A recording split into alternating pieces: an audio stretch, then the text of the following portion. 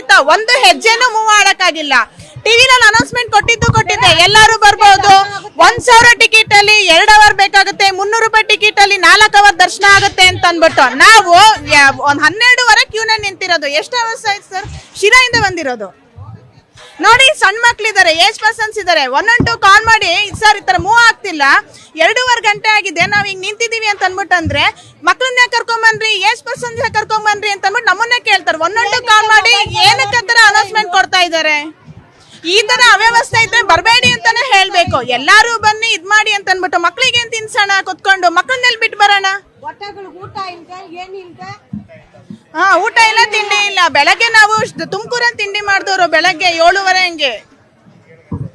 ಈಗ 7 ಗಂಟೆ ಇನ್ನೂ ಇಲ್ಲ. ಇನ್ನು ಎಷ್ಟೊತ್ತಾಗುತ್ತಾ ಗೊತ್ತಿಲ್ಲ. ಈಗ ಇಲ್ಲೇ ಸುತ್ತ ನಿಂತಿರೋರನ್ನ ಕೇಳಿ, ಇಲ್ಲಿ ಬಂದು ನಿಂತ್ಕೊಂಡು ½ an hour ಆಗಿದೆ, 4 ಹೆಜ್ಜೆ ಮುಂದೆ ಹೋಗಿಲ್ಲ. ಏನ್ ಮೇಂಟೆನೆನ್ಸ್ ಮಾಡ್ತಾ ಇದಾರೆ ಇವರು?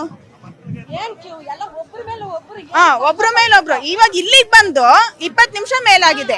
ಈ ಜಾಗದಲ್ಲಿ ನಿಂತ್ಕೊಂಡು ನಾನು 20 ನಿಮಿಷದ ಮೇಲಾಗಿದೆ, 4 ಹೆಜ್ಜೆ ಮುಂದೆ ಹೋಗಿಲ್ಲ. ಯಾವ ತರ ಮೇಂಟೆನೆನ್ಸ್ ಮಾಡ್ತಾ ಇದ್ದಾರೆ ಕುತ್ಕೊಂಡು? ಇನ್ನು ಇಲ್ಲಿಂದ ಎಷ್ಟು ದೂರ ಆಗುತ್ತೋ ಗೊತ್ತಿಲ್ಲ ಕುತ್ಕೊಂಡು. ರಮ್ಯಾ.